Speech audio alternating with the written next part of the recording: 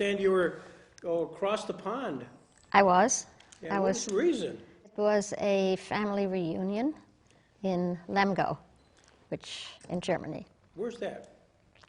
It's in Westphalia. It's the district of Lippe. We have a lot of horses there, so that's probably where Lipizzaner horses came from. I'll be darned. Now, which side of your family was this reunion? It was my father's side. Okay. And what's your maiden name? Hochfeld. How do you spell that? Hochfeld. It means high field. Okay.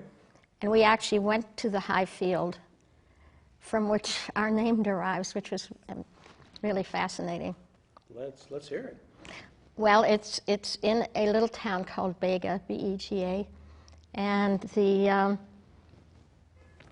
mayor and the city or town cleric came to meet us. I have pictures of them. Sure. And it's a huge field, bigger than the town of Bega. So when Napoleon came through, like in 1830s, 40s, whatever, everybody had to take a last name. Before that, people had just a first name. So they took the name from the field. This is the one from my father's side. And this is the one that includes the people that were at the reunion. Oh, my Lord. And they go here, a lot of people from Israel and South Africa, and up here from Sweden and the U.S. And let's see, where is this? This is in Germany. Well, anyway, this is just part of it. So we got some Swedish people there, you've got some Israeli people there, so we're related, it's that simple. I can feel it. Yeah, well, you know what happens. And this goes back, so I was talking about the town of Bega. So this person, Samson ben Isaac, those were his names. And he lived in the town of Bega, had no last name. He was born in around 1730. My gosh. And he was I believe he was a horse trader. There were, as far as anything that people could do for a living, Jewish people could do for a living, they were circumscribed to, they could have horses, they could trade with farm goods, they could be butchers, but they couldn't be like, clerks or something like that. They could lend money. Right. They were, yeah.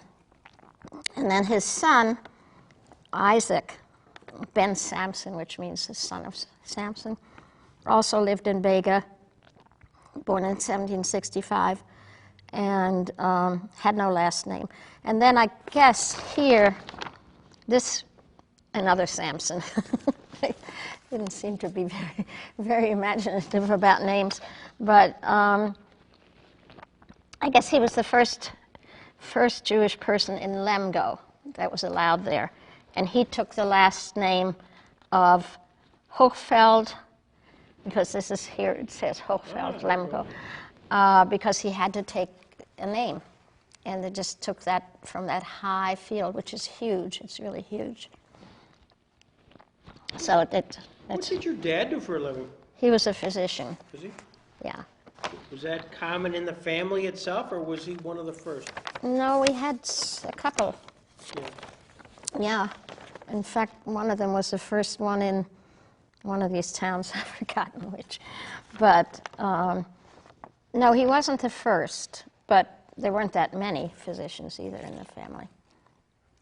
Did he talk about at that time, this is sort of pre-World War II Germany, was anti-Semitism a factor when you were growing up, or when your dad was growing up? Definitely.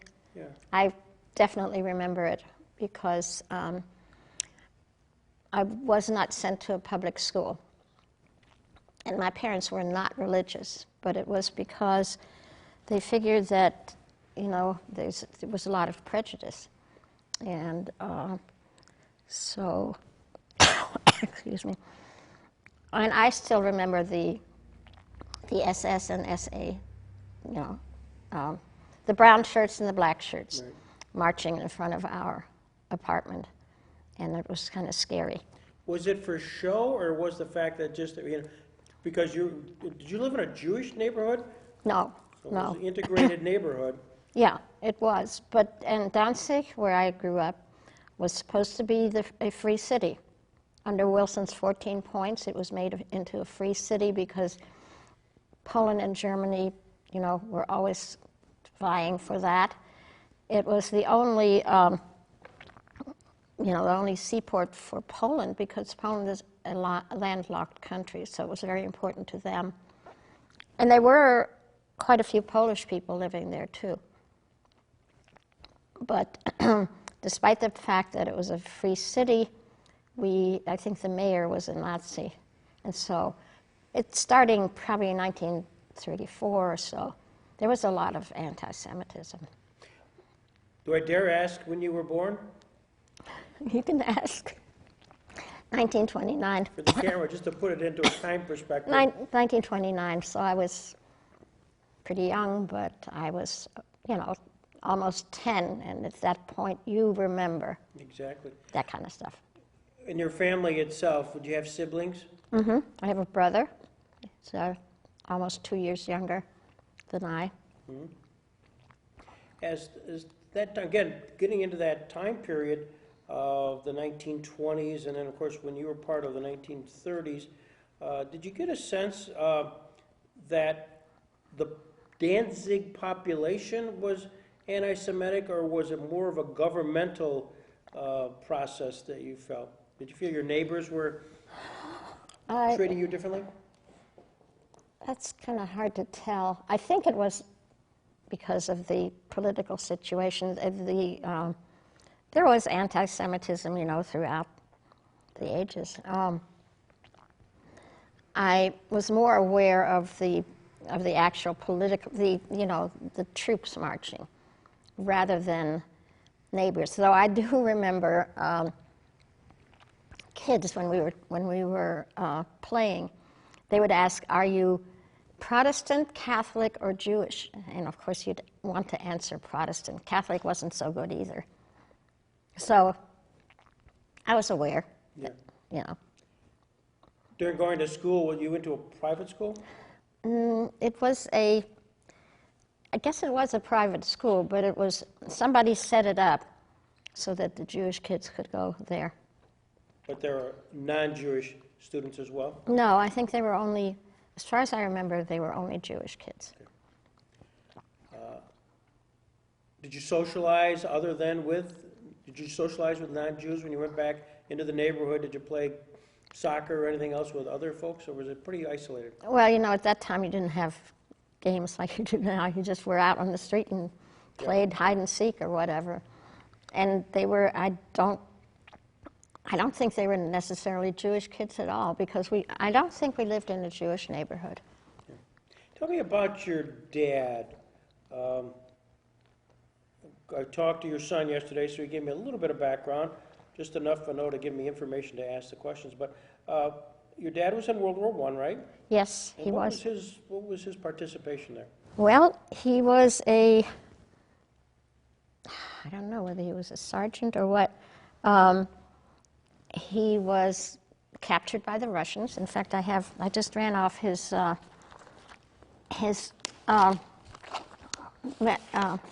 this. And he was he was shot and captured and sent to Krasnoyarsk.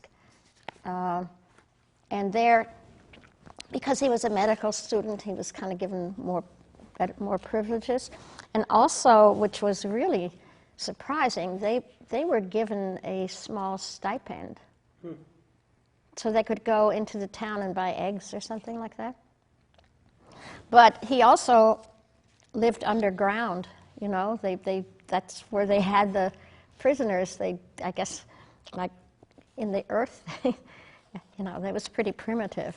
As a medical student, I assume the Russians ascertained that. Did they use his talents at all for experiments that they were doing or anything else medically related? Not that I'm aware of, no.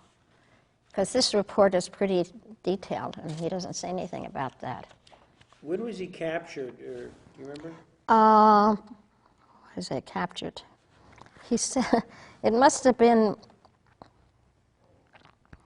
May of 1915, in the so-called Russian Poland. The nearest village was Maslomet, situated not far from the river Bug, B-U-G, Bug. So, apparently he says the reasons the Russians in 1950 were better prepared for a large number of prisoners than they had been in 1914. So he's in a prisoner of war camp for the rest of the war? No, he escaped. How did that happen? He apparently got some women's clothes and dressed in women's clothes and then took a train, and it was during the Russian Revolution.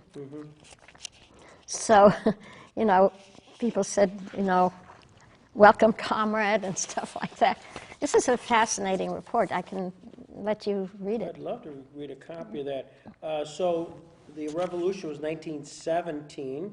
Yeah, so I think he must have gotten out just around 1917. So wow. And that was almost at the end of the war. Right. He could have waited, but he didn't. Does he talk about how his feelings towards the Russians? No, not. I mean, they apparently didn't treat them that badly. It sounds horrible, prisoner in Siberia, but at that time they didn't. I mean, it certainly doesn't come out in his report. And then the war ended. Right. Did he pick up his medical studies then? Yes. I know he was a graduate of Heidelberg University. But he doesn't say when he went back there because there were a couple of years in which he wasn't studying. Was he general medicine? Pediatrics.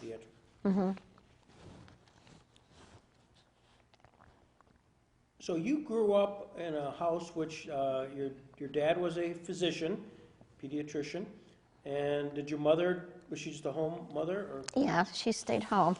We were in an apartment, and his office was in that apartment where we lived.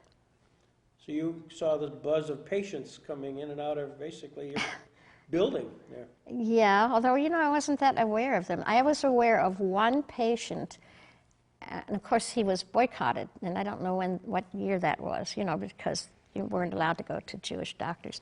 But I do remember one, and it was a very traumatic experience. We had a streetcar in front of our house, and a little girl apparently fell under the wheels of the streetcar, and I remember she was screaming in pain, and they ran up. A couple of the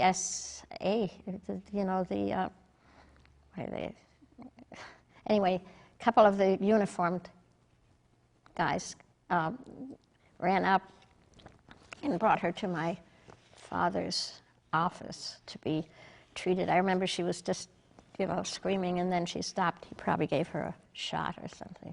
That's the only patient I remember.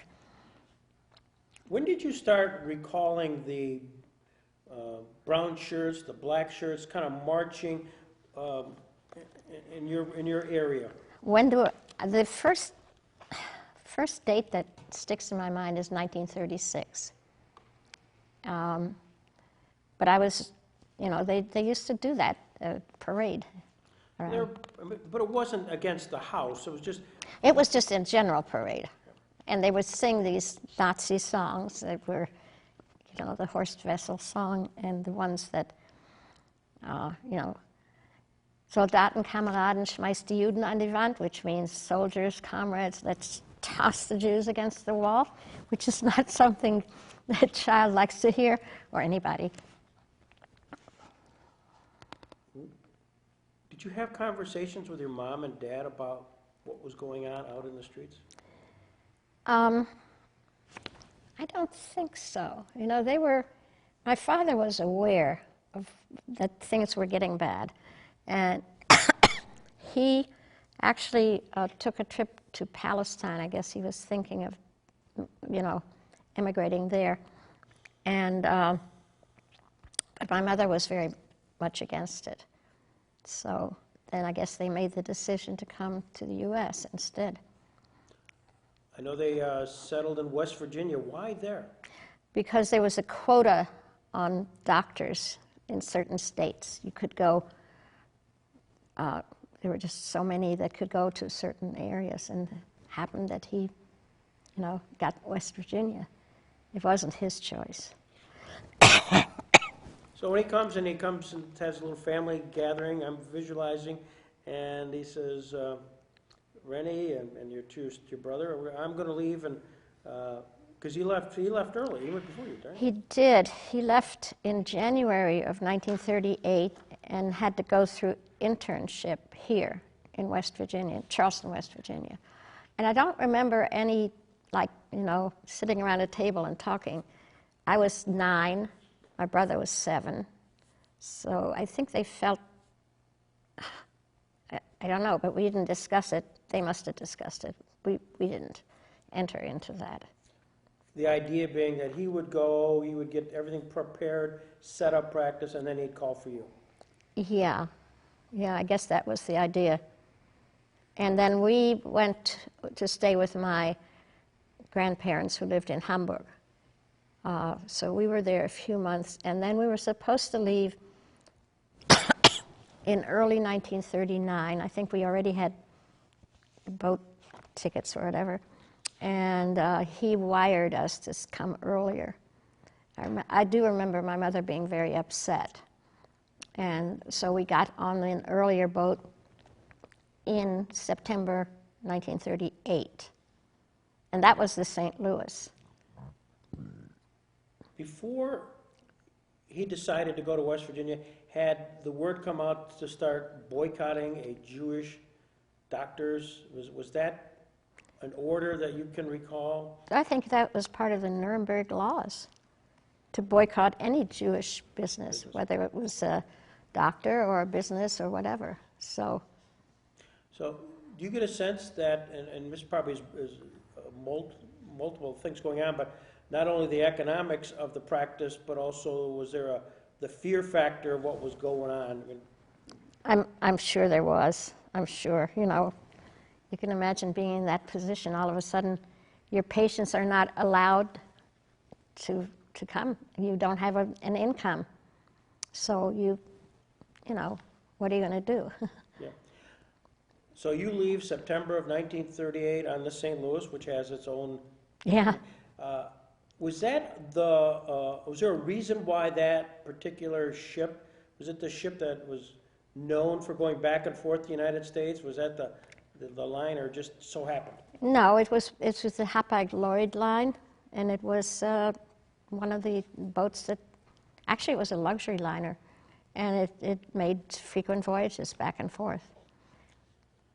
Subsequently, of course, the St. Louis gets known as part of the Voyage of the Damned. And that's right, in May of 1939. And I do remember the captain, I've now forgotten his name though, but I have something about him.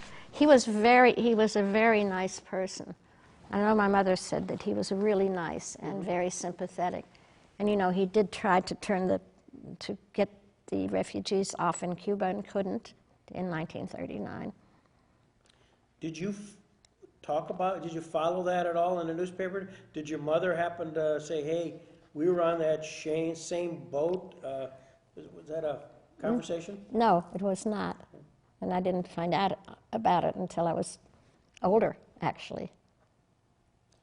Does it dawn on you that just due to the fortuitousness of timing, you were set to leave in 39 and asked to come earlier? Yeah. I do think that there's a possibility we couldn't have gotten out if we had waited. Yes, I do think so. So it was good that he was thinking ahead, and yeah, I do think that, yeah. You left some family behind. I mean, there must have been some relation. No, actually, my immediate family, that is my aunts and uncles. One uncle came here in 1936 to Los Angeles. And now my grandparents left later in 1938, maybe at the end of 1938, but my aunt and uncle, everybody got out except for a lot of people here that I wasn't, that I really didn't know, except for one person. I was he would have been a year younger than I, and he and his whole family perished in the Holocaust. And then, as I look on my family tree, I count 22 people there. It's a big family tree, but 22 people were in sub-concentration camps. Sometimes they don't even know which one. The war begins, 1939. The United States gets involved in 1941. Did you follow it at all when you were going through school here? Was that a topic of conversation? Little bit. I was pretty young, and 10, 11, 12, and I think I didn't follow it so much. But yeah, once we got into the war and Pearl Harbor, then yeah, I did. Do you remember December 7th, 1941? Absolutely. What do you remember about it? I think we were in Bluefield, West Virginia when it happened. Did your mom and dad say, whoa? Yeah. And I remember when we dropped the atomic bomb, too.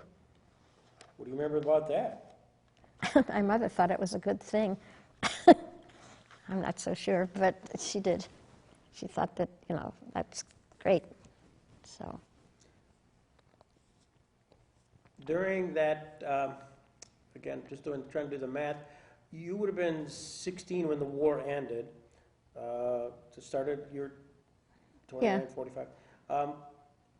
Did any of your school kids get caught up in that? Any of your seniors be called into the service at all? Yes, I was in Hagerstown High School, and a lot of those guys were. Yeah, they went into the Army. Yeah. Do you remember any of the neighborhood buzz at all as they were going off to the service? Was there consternation among the parents or maybe your mom's friends? There would have been, but I don't personally recall it. But I do know that a lot of the graduating class, went off to war. You want some water? You want to open that up? Yeah. That's just, I got it. I got it.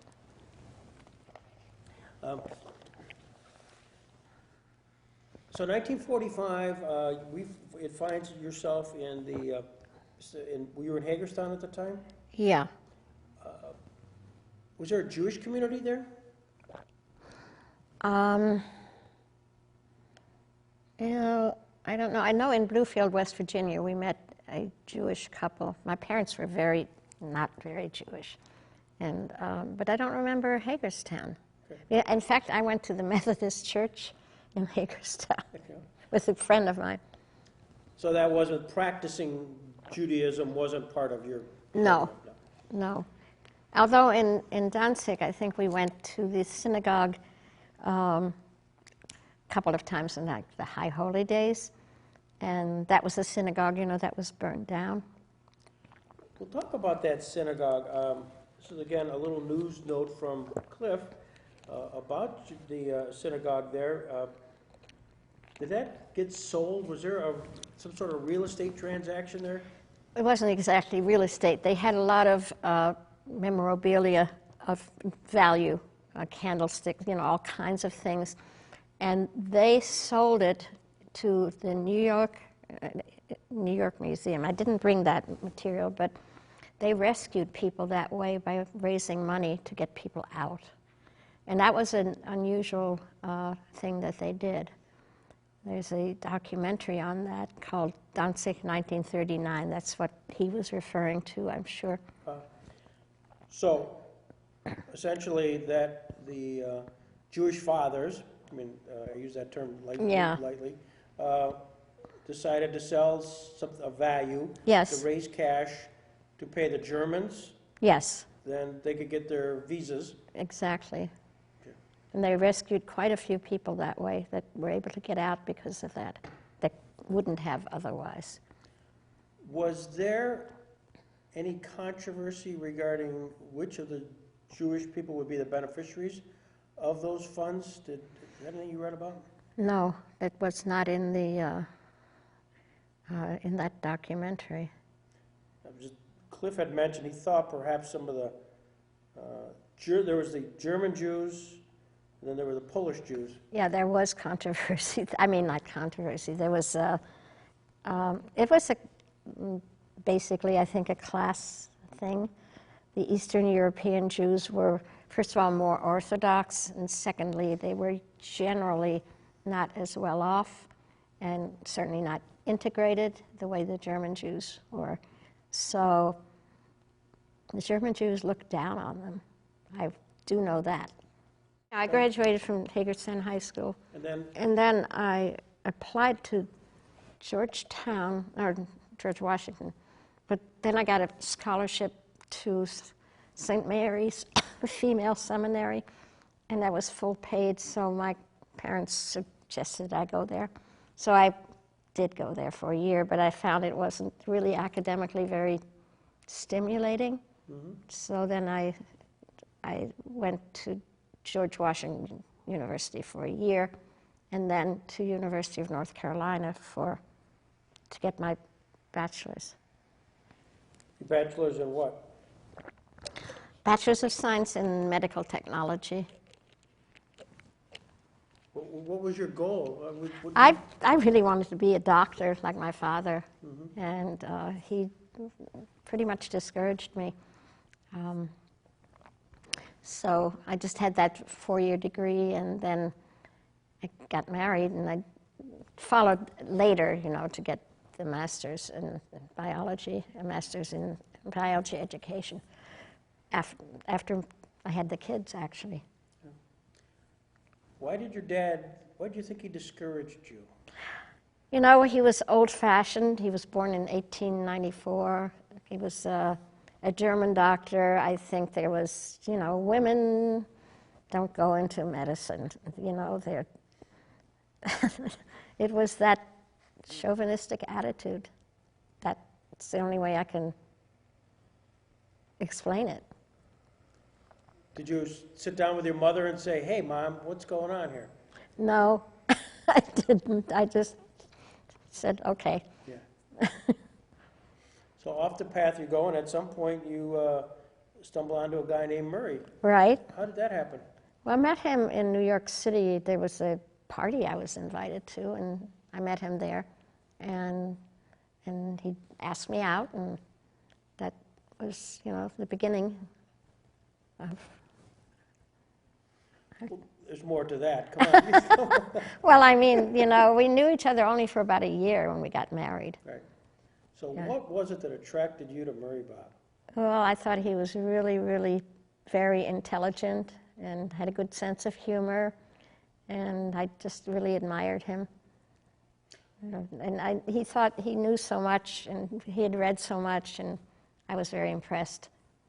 Well, we all were, but what was his background? Well, he went to City College. His parents were really not very well off. They couldn't have afforded to send him to college, so he went to City College, which was free if you had good enough academics, grades. And he majored in, I think it was social sciences. And then after that, he got a library degree. And that's when we were already married. We were in Albany, and so I was working in a hospital, and he was getting his master's in library science. Where was his first job? Well, before he graduated, his first job was with the Isthmian Steamship Company, and he was tracking illegal cargo for a while before he went back to get his master's. And then his first job was as a librarian in Philadelphia, and he quickly got to head one of the branches. It didn't take that long until he was promoted. Ultimately, you find your way here to Jamestown, New York. That's right. What would happen there? Well, he was the assistant director in Richmond, California, which is near San Francisco. And he would have been made director there, but he was, itching to get up to the top, so this came up, and also we were missing the East, In California was nice, but no seasons like here. So when he was today. yeah, right. So when he was offered the job here, he took it. What year would have that been? I think it was 1963, I believe. I can't remember. Was it? Pat would know. Yeah. Yeah. So here he is. He's now the head of then the James Prendergast Library. It was not part of a system at that point, was it? No, it wasn't. There were two jobs, the system job and the Prendergast. Good. And he decided to combine them, which saved a lot of money for the library. But he was offered both positions, kind of two separate at the time, or was it just the Prendergast Library at that time? No, he was just the chief, head of the Prendergast Library. Okay. And I think it took maybe a year. Pat would know more, actually, about... System first. Pardon? System first. No, he was Prendergast first, and then combined, yes. That I'm sure of, yeah. And then he, I guess, suggested that they combine the two. Do you recall who the board president was at the time? Who were sort of the leaders? Wasn't it Sam Price, I believe, was, yeah. I think it was Sam Price. Mm-hmm. And as you came back here, were there certain folks that you gravitated towards, certain individuals back in the early 60s? You were just coming into town, you don't know anything about Jamestown, New York. Were there some folks that were influential in getting you into the community? Well, the Heinemans, Greta and Herbert Heineman, I think they were the first. We met, of course, she was a librarian. And then we met, through them, we met Shirley and Mike Koplick, and it just kind of spread out from there. They're friends. Was your Miles husband- and Miles Lasser and Gloria. Sorry. No, I assume Murray was Jewish? Yes, but they were not very, well, they were more observant perhaps than my parents. Yes, he was. Was there much of a Jewish community here in Jamestown at the time? There was, I think, more than now. And we actually thought that the kids should be exposed to their heritage, and we did go to the synagogue, but somehow, I don't know, it didn't pan out. Impression of Jamestown? Oh, we liked it. I liked the green. That was the first impression I had. Oh, it's so green. We came here in August, and everything was not like California, which is dry. And I think the people we met were very nice, and the kids were still little, so they started school here. I've always had a positive feeling about Jamestown.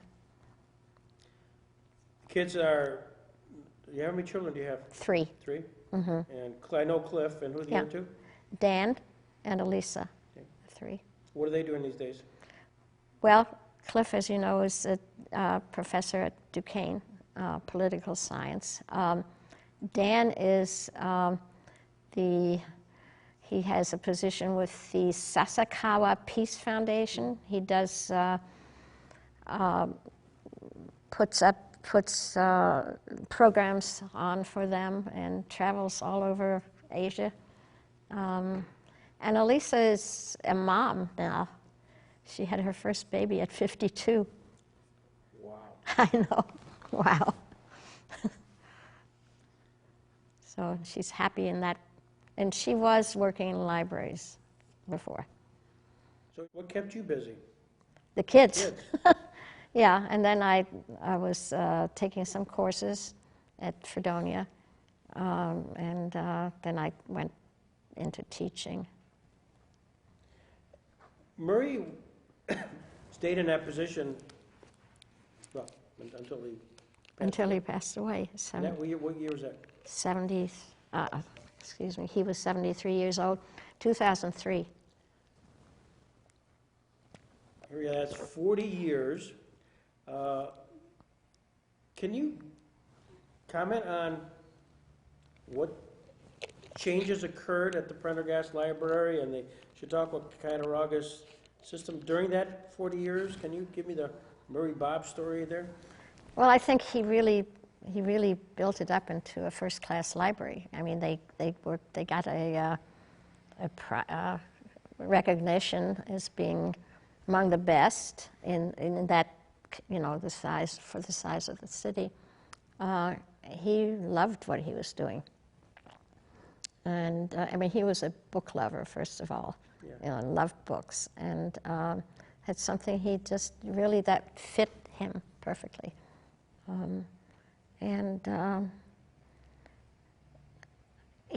He instituted the bookmobile and the book lending, and a lot of new things that he did. What were his frustrations? Raising funds, because that was a big part of the job. Mm-hmm. But he was very successful with that.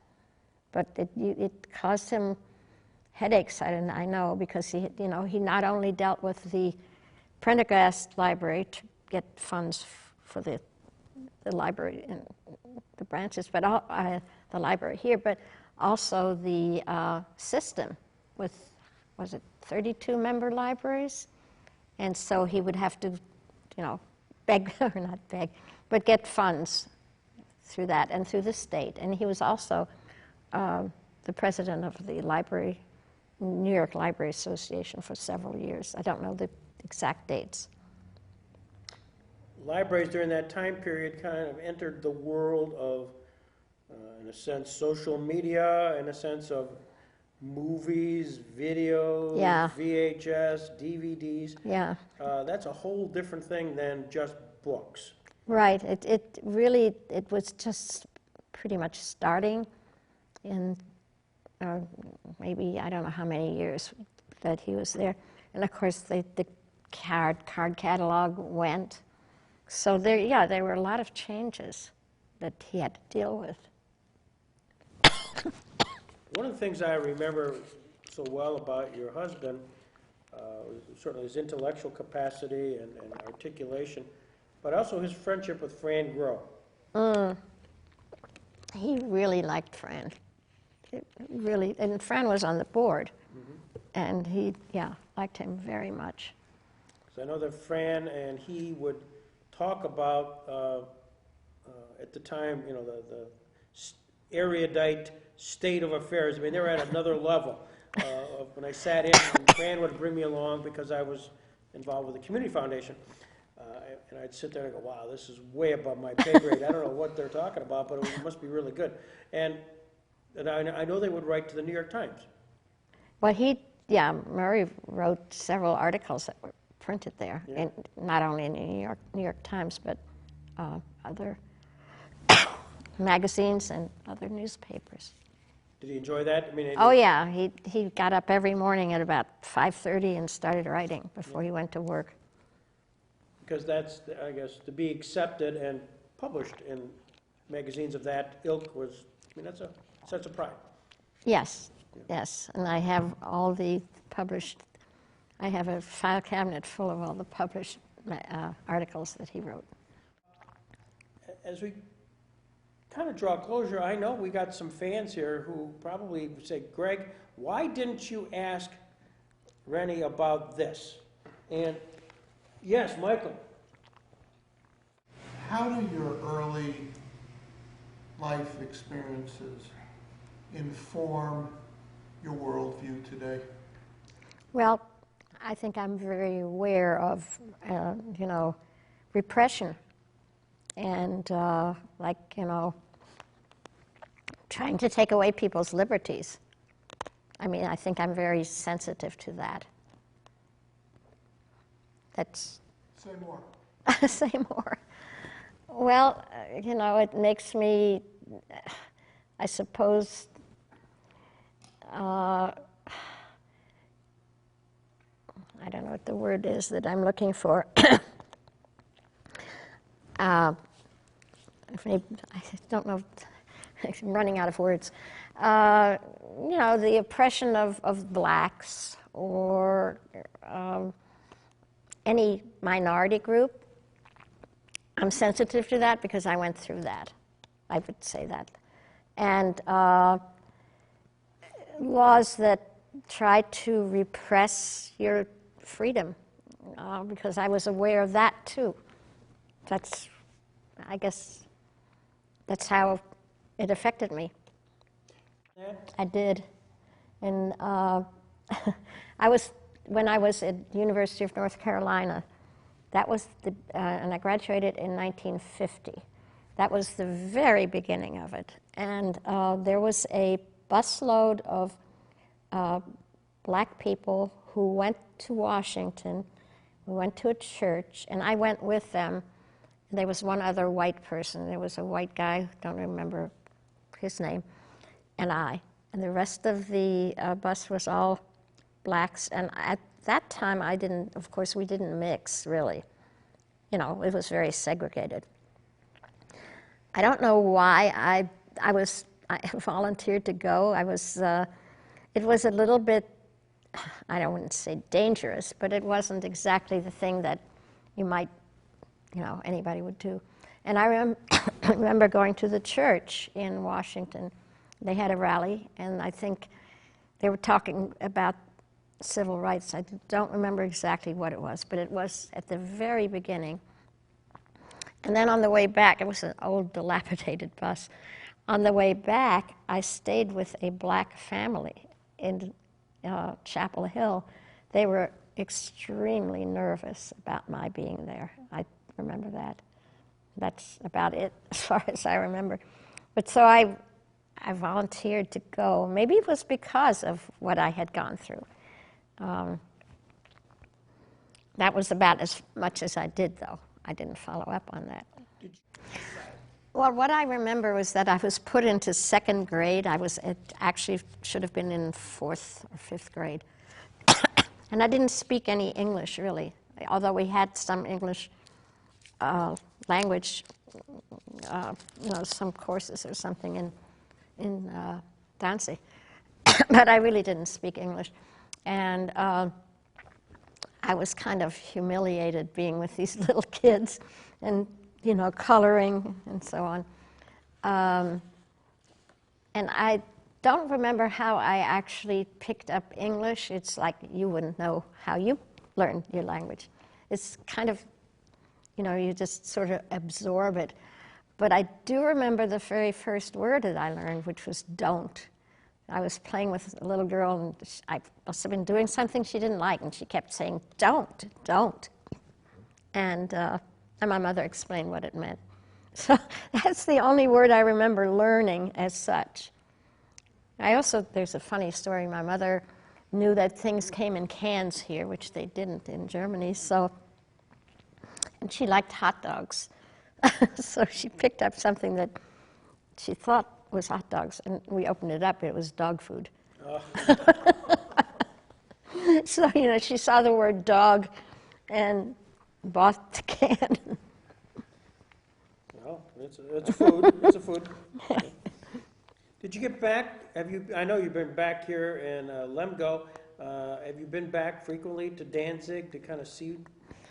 I went there with Murray in 1991, and then 2 years ago, and again with Cliff. And it's a beautiful city. The Polish people built it up to be very much like what I remembered. It's the old part, which is not that big, but just like 4 or 5 long streets. And so we went with Cliff. We went to where I used to live, and then he also discovered. We went to this academic library. Well, Cliff is the academic, and so he pursued that. And we found old, they weren't telephone books, they were called Einwohnerbücher, which means people who lived in a city. And there was my father's, Ah, it said he was a doctor, and it said my mother was a dance instructor. I remember she used to play these records and give dance instruction in our house. So that was interesting. And then he went to Heidelberg. He was in Heidelberg last year, year before, and discovered my father's, the records in that university. no kidding. Yeah. He actually sent me I have a picture of that. What's the question you expected us to ask you today that we haven't asked yet? I think you've covered just about everything. I thought you were going to ask about the reunion more, about, what that entailed, and because that was really, really interesting. The reunion. The reunion that I just went to 3 weeks ago, Well, talk to us. there were 60-some people, and from South Africa, Israel, Australia, Canada, U.S., Sweden, and England, 7 different countries. And there was an exhibition of our family in the Lemgo Museum, and we met the person who was the museum director, and there was a researcher there too. And the opening was when we were there, and it's going to go on through June 6th. And it's called Gehen oder Bleiben, which means to leave or to stay. And it's all about my family, the Hochfeld family. So that was pretty exciting, So the exhibit focuses on your family. It does. I can show you the, let's see if I can find this here. Well, it's a lot of pictures of my family, and also of the Israeli branch. There was one floor all for that part, that branch, and then the second floor was all our family. Had my aunt was interviewed, and they recorded when she was in her 90s, and a lot of pictures of my great grandparents, and a lot of documents too. Wow. So, and this is the little thing that I don't know what you call it. It's translated here. Oh, since the 18th century, this is for the camera, since the 18th century and until the 1930s, the Jewish Hochfeld family lived in the Lippe Yeah. region. In the middle of the 19th century, the family moved from Bega to Lemko. The Hochfelds were successful traders and businessmen. At the beginning of the 20th century, some family members moved to Hamburg. Sigmund Hochfeld continued the family tradition of horse trading in Lemgo. Together with his wife Paula Hochfeld, he had 3 children, Heinz, Lottie, and Ernst. All 3 of them were confronted with the consequences of the Nazi takeover and the following anti-Jewish measures. While Heinz and Ernst were able to emigrate, Lottie, who lived in Rinteln. Together with her husband since 1935, was deported in 1982, together with her husband, her daughter, and her mother. All 4 of them fell victim to the Holocaust. Yeah. That's her daughter was 4 when they were deported. Yeah, show the Community Foundation one there. We'll send that to Randy, and he'll pay for the reception here tonight because of that. That's called marketing. Printed a little booklet, and I was trying to translate my great grandfather. Lived in 1700s, and was a Schutzjude, which means a protected Jew. It meant that he had certain privileges. But he also asked this count, his name was Simon Gustav, in 1781. He asked him to give him something called a geleit, which I had the hardest time trying to understand because it said retinue for a prince, it was like a count. But that couldn't have been right. It was some sort of maybe a patronage or something, which he got for 10 years and then passed on to his son. I tried Google Translate because, I mean, my German is good, but I'd never heard that word, and it's kind of obscure. So Google Translate said that basically that my ancestor became a patron saint, which I know was wrong. But then I thought, well, it's probably meant patron, you know, how they got patron saint, I don't know, but obviously that was wrong. But so, you know, that was interesting to learn. The very first industry there was something called the Lippische Tonfabrik, which was started by my great-grandfather and then taken over by also my grandfather. And they made tiles, ceramic. And we went to visit that place. And there's a book on that factory that somebody wrote who now lives there. And it was the beginning of the Industrial Revolution in Lemgo, in that area. It was in Bösingfeld, I think it was. There are all these little towns. Yeah. So, you know, there was a lot of interesting stuff that I learned on this recent trip. What a thrill. Are you going to write something up? Well, somebody actually already did and sent it around about our trip, and he did a really good job. Yeah, and I found another relative who lives in Seattle, who's younger than I am. I just corresponded with him yesterday, found him for the first time. He's a food critic and writes something called Crispy Crunchy Words. He sounds very funny. And has also written some comments on the some of our family. And I just discovered him yesterday, so this is exciting. Every day. I know. It's kind of amazing. You have a great personality. Anybody ever say that to you? You got a smile on your face, you light up a room. Thank you. Yeah, it really is it's a tribute. Well, thank you.